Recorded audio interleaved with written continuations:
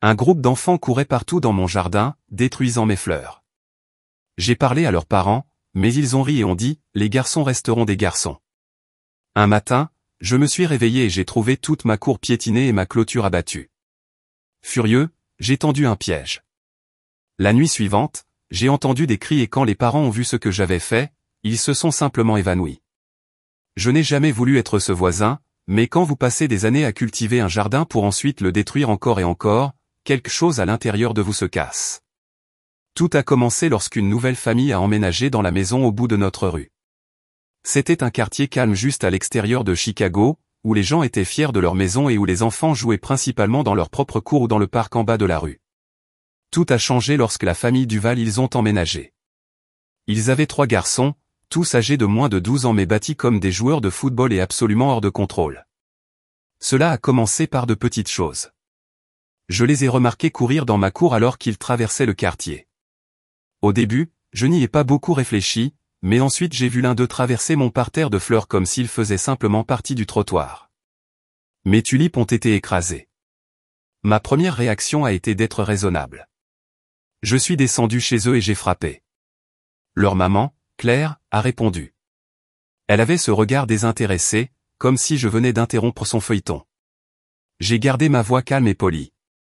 Et, j'habite quelques maisons plus loin. Je voulais juste vous demander si vous pouviez dire à vos enfants de ne pas couper dans mon jardin. Ils ont piétiné mes fleurs. Claire a ri, elle a vraiment ri. Oh, allez, ce ne sont que des enfants. Ils ne veulent aucun mal. Ils ont tué mes fleurs, dis-je, essayant toujours d'être gentil. Elle a agité la main comme si je venais de lui dire qu'il pourrait pleuvoir plus tard. Ce ne sont que quelques fleurs. Elles repousseront. À ce moment-là, j'ai réalisé que je n'arriverais à rien avec elles, alors je suis parti, pensant qu'il s'arrêterait peut-être maintenant que j'avais dit quelque chose. Mais j'avais tort. C'est devenu pire. J'ai commencé à les voir courir dans mon jardin plusieurs fois par jour. Je les ai surpris en train de sauter par-dessus ma petite clôture en bois comme s'il s'agissait d'une sorte de parcours d'obstacles. Chaque fois que j'essayais de leur parler, ils s'enfuyaient en riant. Un jour, j'ai vu le plus jeune ramasser une pierre et la lancer sur un de mes nains de jardin, la brisant en morceaux. C'était tout. Je suis retourné directement chez eux, j'ai frappé plus fort et cette fois, le mari de Claire, Pierre, a répondu. « Vos enfants détruisent mon jardin, dis-je furieux. » Pierre a juste souri. « Encore toi ? Je pensais que nous en avions parlé. Ils s'amusent juste. Les garçons resteront des garçons. » J'ai serré la mâchoire si fort que j'ai cru que mes dents allaient craquer. Ils ont cassé mon gnome. Ils ruinent mes plantes. Il haussa les épaules. Alors ne mettez pas d'objets cassables dehors. À ce moment-là, j'ai réalisé que ces gens s'en fichaient. Ils n'allaient pas discipliner leurs enfants. J'ai pensé à appeler le HOA, mais honnêtement, le HOA de mon quartier était inutile. J'ai pensé que j'essaierais peut-être une approche différente. Je suis allé à la quincaillerie et j'ai acheté une clôture plus haute pour remplacer ma petite clôture décorative. J'ai passé un week-end entier à l'installer, en espérant que cela suffirait à les empêcher d'entrer. Le lendemain matin, je suis sorti et j'ai vu toute ma cour détruite. Mes parterres de fleurs ont été déterrés. Mes lumières de jardin étaient cassées. Ma toute nouvelle clôture a été complètement renversée, comme si quelqu'un y avait utilisé un marteau. Il y avait des empreintes boueuses partout. Ils avaient intentionnellement détruit mon jardin. Je voyais rouge. Ce n'étaient pas seulement des enfants qui étaient des enfants, c'était du vandalisme. Je suis rentré en trombe chez eux, j'ai frappé à la porte et quand Claire a répondu, je criais déjà, « Vos enfants ont détruit mon jardin. » Elle haussa un sourcil. « Prouve-le. » J'ai fait un geste sauvage. Je peux littéralement vous montrer les empreintes. Elle m'a fait ce sourire suffisant. Les enfants courent partout, vous ne pouvez pas prouver que c'était mes enfants. Je la regardais, complètement abasourdi. J'avais envie de crier. J'avais envie de casser quelque chose, mais j'ai pris une profonde inspiration, j'ai reculé et j'ai réalisé que je n'allais pas perdre une seconde de plus à essayer de raisonner ces gens. J'allais m'assurer qu'ils ne mettent plus jamais les pieds dans mon jardin.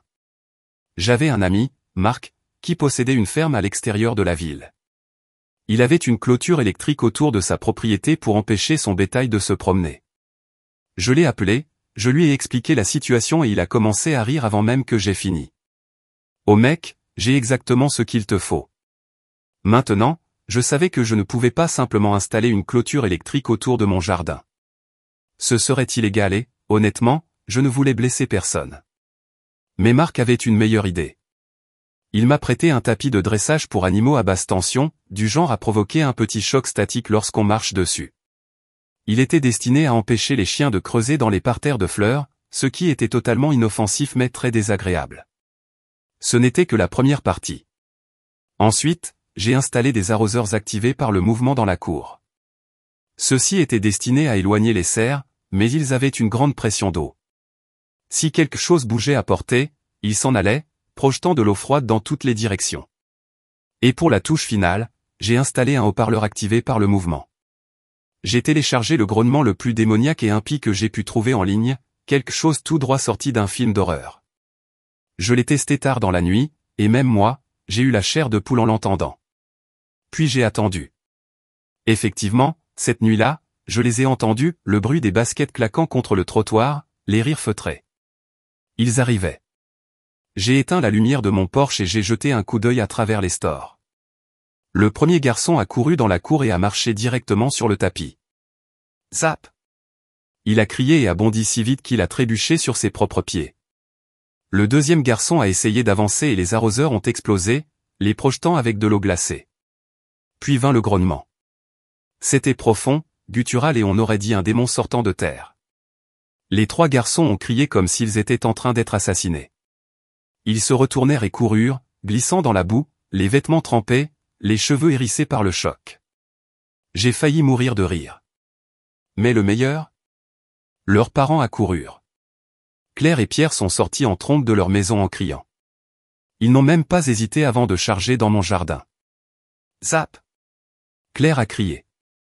Pierre est effectivement tombé à la renverse dans la boue. Ils se relevèrent précipitamment, trempés et tremblants, leur visage étant un mélange de fureur et de pure confusion. Je suis sorti sur mon Porsche, complètement calme. Oh, tu as des problèmes. Pierre était furieux. Qu'est-ce que tu as fait? J'ai croisé les bras. Je viens de protéger ma propriété. Peut-être que maintenant vos enfants arrêteront de la détruire. Le visage de Claire était rouge de rage. J'appelle la police. C'est illégal. J'ai souri. Bien sûr, appelez-les. J'ai des images de sécurité de vos enfants pénétrant et détruisant mon jardin. Voyons qui a des ennuis. Elle ouvrit la bouche, puis la referma. Elle savait que je n'avais pas encore fini. Vos enfants me doivent des dégâts. Soit ils réparent mon jardin, soit j'engage une action en justice. Pour la première fois, Pierre n'a pas fait de remarque intelligente. Il serra simplement les poings et détourna le regard. Le lendemain matin, ces petits monstres étaient dans mon jardin, replantant chaque fleur. Je n'en avais même pas à moitié fini avec eux. Regarder ces enfants à quatre pattes, creuser dans la terre pour réparer ce qu'ils ont détruit, aurait dû être la chose la plus satisfaisante au monde. Mais je savais mieux. Des gens aiment la famille Duval n'ont pas appris leur leçon en une nuit. Ce n'était pas fini. Les garçons grommelaient dans leur souffle pendant qu'ils travaillaient, mais chaque fois qu'ils ralentissaient, je me raclais la gorge et ils repartaient à l'action. Claire se tenait sur son Porsche, les bras croisés, me regardant comme si j'avais fait quelque chose de mal. Pierre n'était pas dehors. Cela m'a inquiété. Dès que les enfants ont fini, ils sont partis à grands pas sans même dire un mot. Au moment où ils sont entrés, Claire a claqué la porte si fort que les fenêtres ont secoué. Je savais que ce n'était pas fini. La famille Duval à Lyon essayait quelque chose. Je ne savais tout simplement pas quoi. Cela a commencé petit. Le lendemain matin, j'ai trouvé des déchets dans mon jardin, un sac de restauration rapide froissé, une canette de soda vide et une barre chocolatée à moitié mangée, toujours dans son emballage. Je n'y ai pas beaucoup pensé au début. Peut-être que le vent était venu de la rue. Je l'ai ramassé, je l'ai jeté et j'ai continué ma journée. Puis cela s'est produit encore et encore et encore. Chaque matin, de nouvelles poubelles. Et pas seulement une litière normale. Il a été placé, un paquet de ketchup vide, déchiré et pressé sur mon nain de jardin, une tasse de milkshake renversée à l'envers, le désordre collant pénétrant dans mon paillis. Un jour, j'ai trouvé un sac plein de crottes de chien, soigneusement attaché et posé en plein milieu de mon allée. J'ai vérifié mes caméras de sécurité, mais celui qui faisait ça savait où elle se trouvait. Ils restèrent juste hors de vue. Je savais que c'était la famille Duval. J'ai marché là-bas et j'ai frappé fort. Pierre répondit cette fois, l'air suffisant. Puis-je vous aider? J'ai brandi une canette de soda. Tu veux expliquer pourquoi ça continue de finir dans mon jardin? Il haussa les épaules. On dirait des détritus. Peut-être que le vent les a emportés. J'ai serré la mâchoire. Le vent ne presse pas le ketchup. Concernant les nains de jardin, il sourit. Je suppose que tu as un véritable mystère entre les mains alors. J'avais envie de le frapper en pleine bouche, mais je n'allais pas laisser cela se transformer en un jeu de va-et-vient enfantin. J'ai souri à la place. Très bien, dis-je d'une voix froide, je suppose que je vais juste devoir installer plus de caméras. Cela effaça le sourire narquois de son visage. Je ne bluffais pas. Cette nuit-là, j'ai installé 2 autres caméras, une cachée dans un arbre, face à mon jardin, et une autre nichée sous le toit de mon Porsche, dirigée vers mon allée. Ensuite, j'ai attendu. Vers 2 heures du matin, mon téléphone a sonné.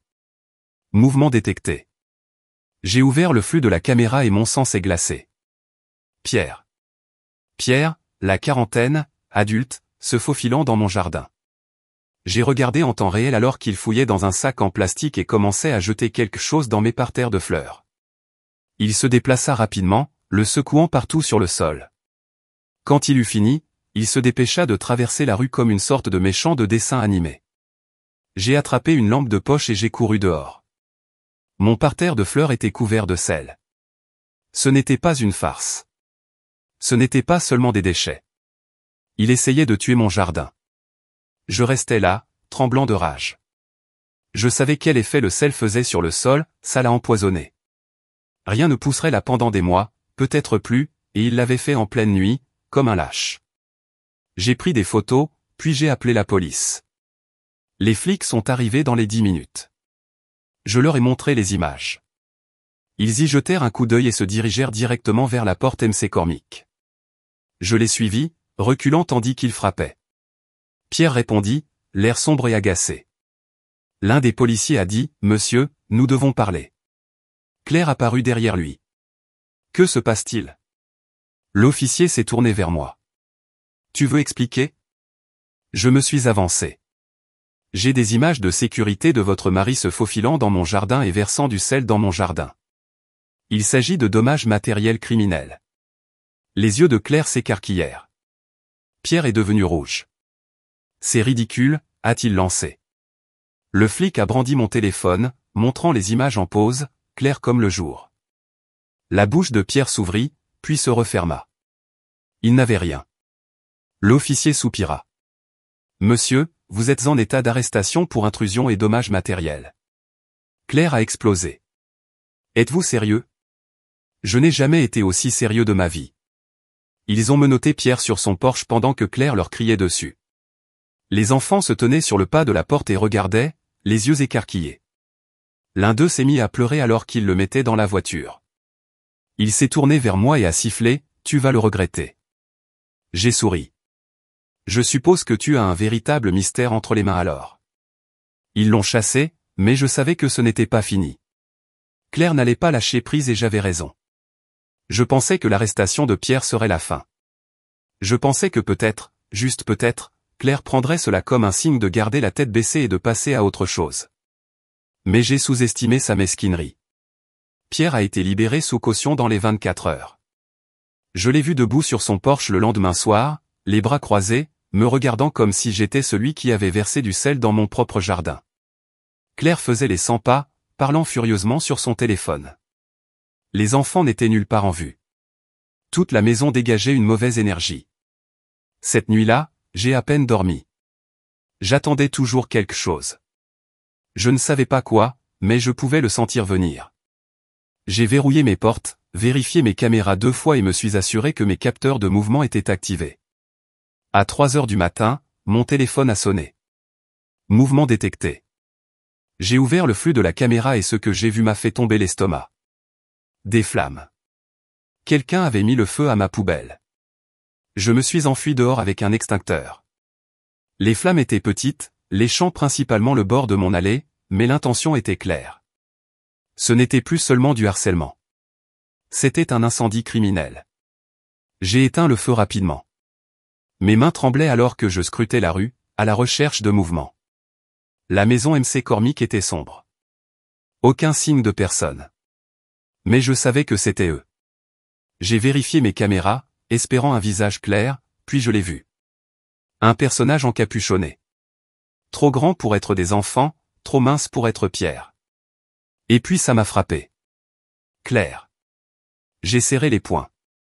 Elle voulait la guerre. Elle allait en avoir un. Le lendemain matin, je me suis rendu directement au commissariat avec mon téléphone à la main. L'officier au bureau m'a reconnu immédiatement. Encore toi, il soupira.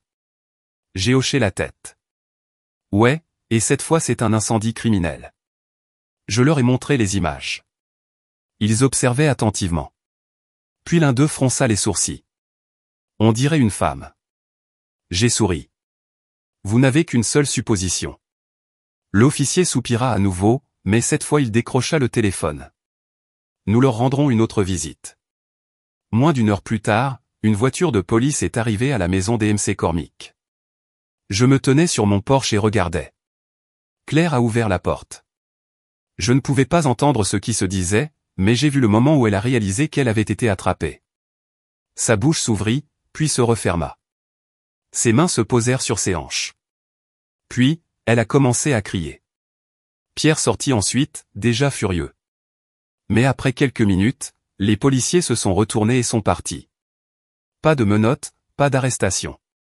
Je me dirigeais vers ma boîte aux lettres. Il se trouve que j'étais dehors. Claire m'a vu et a souri. Ils ne peuvent rien prouver, a-t-elle déclaré. J'ai souri en retour. Je suppose que nous verrons ça. Cet après-midi-là, quelque chose d'étrange s'est produit.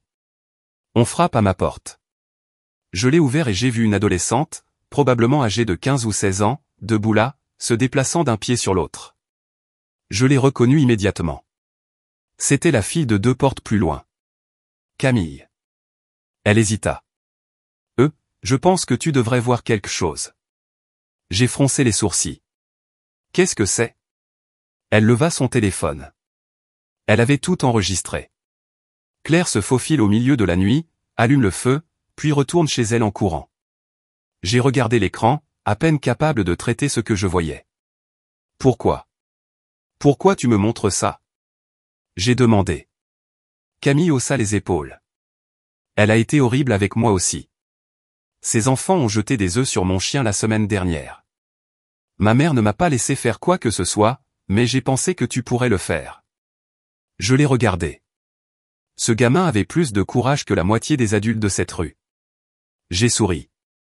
Camille, tu viens de devenir ma voisine préférée. Je n'ai même pas attendu. J'ai transmis la vidéo à la police et je me suis rendu directement au commissariat. Cette fois, lorsque les flics se sont présentés chez les MC Cormick, il n'y a eu aucune dispute, aucun sourire suffisant, aucun déni. Claire a été arrêtée sur place. Pierre a explosé en criant et en injuriant les flics. Il s'est retourné contre moi en criant que j'avais ruiné leur vie. Les policiers ont dû le retenir pendant qu'il mettait Claire dans la voiture. Et pendant qu'il la chassait, je me suis tenu sur mon porche et je lui ai fait signe. Mais je savais que Pierre n'avait pas fini, et j'avais raison. Pierre a mal pris l'arrestation de Claire.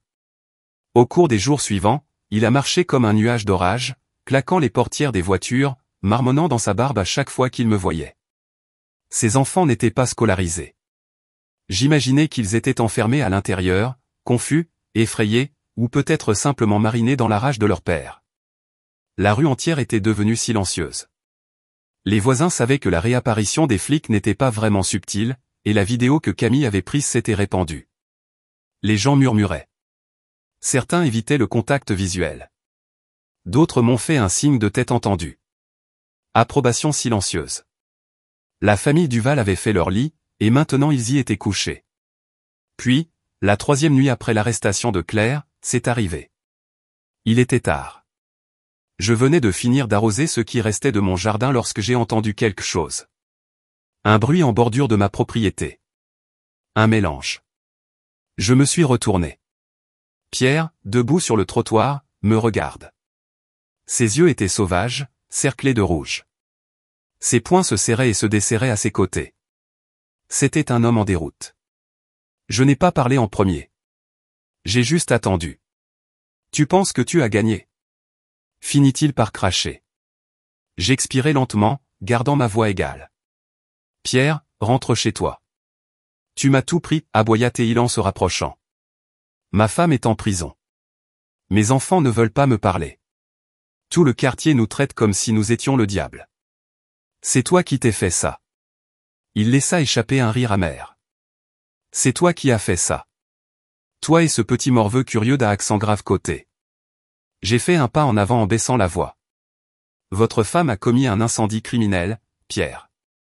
Ce n'est pas quelque chose dont on peut rire. Et vous? J'ai fait une pause. Vous avez empoisonné mon jardin. Vous avez laissé vos enfants détruire ma propriété. Vous avez déclenché cette guerre et vous avez perdu. Son souffle se coupa. Ses mains se contractèrent. Il allait balancer. Je pouvais le voir dans ses yeux. Et puis, papa, arrête. Un de ses enfants, l'aîné, un garçon d'environ 12 ans, debout sur leur porche. Pieds nus, le visage pâle. Pierre se tourna, le visage tordu entre la fureur et le chagrin. Rentre, Lucas. Lucas secoua la tête. Je sais ce que tu as fait, papa. Maman me l'a dit. Elle a dit que tu lui avais dit de le faire. Elle a dit que c'était ton idée. Pierre se figea. J'ai regardé le garçon, choqué. Même moi, je n'avais pas vu cette tournure venir. Lucas déglutit difficilement. Tu n'arrêtais pas de dire que c'était de sa faute, dit-il en me désignant. Mais tu as obligé maman à le faire. Tu lui as dit que les flics ne le croiraient pas. Qu'ils penseraient simplement que c'était une histoire de gamin stupide. Mais tu avais tort. Le visage de Pierre se tordit. Ta mère essayait de nous protéger. La voix de Lucas se brisa. Elle a allumé un feu, papa. Et si ça s'était propagé? Et si quelqu'un était blessé? Silence. Pierre vacilla légèrement, comme si les paroles de son propre fils l'avaient physiquement frappé. Puis Lucas s'est tourné vers moi. Ses lèvres tremblaient, mais il redressa les épaules. Je suis désolé, dit-il. Pour tout. Je ne savais pas à quel point c'était grave jusqu'à ce que maman soit emmenée. Je pensais juste que c'était drôle, mais ce n'était pas le cas. Le gamin m'a regardé droit dans les yeux et je pouvais le voir, il le pensait vraiment. J'ai lentement hoché la tête. J'apprécie ça, Lucas. Pierre inspira brusquement. Ses mains étaient toujours serrées, mais maintenant il avait juste l'air petit, comme si tout le combat lui avait été vidé. Il a regardé son fils, puis moi et enfin sa maison en ruine. Il se tourna sans un mot et entra. Lucas hésita, me fit un dernier signe de tête et me suivit. Claire est restée en prison pendant quelques semaines avant d'être libérée sous probation. Elle n'est pas venue me dire quelque chose et je ne suis pas allé la chercher. Elle et Pierre ont dû rendre des comptes à huis clos, car en moins d'un mois, une pancarte de vente était plantée dans leur cour avant. Ils étaient partis à la fin de l'été. Pas d'adieu dramatique, pas de mots d'adieu, juste disparus. Je ne sais pas ce qui leur est arrivé après ça. Peut-être qu'ils ont essayé de recommencer ailleurs. Peut-être qu'ils ont simplement apporté leur désordre dans un autre quartier. Mais quelque chose m'a marqué. Quelques mois après leur départ, j'étais dehors en train de tailler des haies lorsque j'ai entendu une voix. « Eh, monsieur !» Je me suis retourné. C'était Lucas. Je l'ai à peine reconnu au début. Il avait l'air plus calme, moins comme un enfant qui avait passé toute sa vie à fuir les ennuis, mais plutôt comme quelqu'un qui découvre les choses. « Vous avez déménagé, les gars ?» ai-je demandé, surpris. Il hocha la tête. « Ouais, nouvelle école, nouvelle maison. C'est mieux. » Je lui ai fait un petit sourire. « Bien. » Il hésita, puis regarda mon jardin. « Ça a l'air sympa. » J'ai ri. « Merci. » Personne ne l'a foulé ces derniers temps. Lucas bougea sur ses pieds. « Je voulais dire ?» Il déglutit. « Je voulais te dire que je suis vraiment désolé. J'aurais dû arrêter quand tu nous as dit pour la première fois que ce n'était pas drôle, et je comprends ça maintenant. » Je l'ai étudié un moment, puis j'ai hoché la tête. « Il faut être une grande personne pour admettre ça, Lucas. » Il a donné un coup de pied dans une pierre. « Je ne voulais juste pas que tu penses que j'étais comme eux. J'ai soupiré. Vous n'êtes pas. Ses épaules se détendirent. Puis il sourit. Oh, et devinez quoi? Quoi? Ma mère a obligé mon père à suivre des cours de jardinage. Elle lui a dit que s'il allait détruire le jardin de quelqu'un, il ferait mieux de savoir combien de travail cela demande réellement. J'ai ri, un vrai rire. Lucas sourit. À bientôt, monsieur, dit-il, puis il partit en courant. Après leur départ, le quartier est revenu à la normale. Camille et moi sommes devenus des amis improbables. Elle passait chez elle avec son chien, et nous discutions parfois, partagions des potins sur les nouveaux voisins. Les enfants du quartier ont arrêté de traverser mon jardin. Les gens ont même commencé à planter leurs propres fleurs. Et moi? Je m'asseyais sur mon porche tous les soirs, regardais mon jardin et respirais doucement car certaines batailles ne consistent pas à gagner. Parfois, il s'agit simplement de prouver qu'on ne vous marchera pas dessus.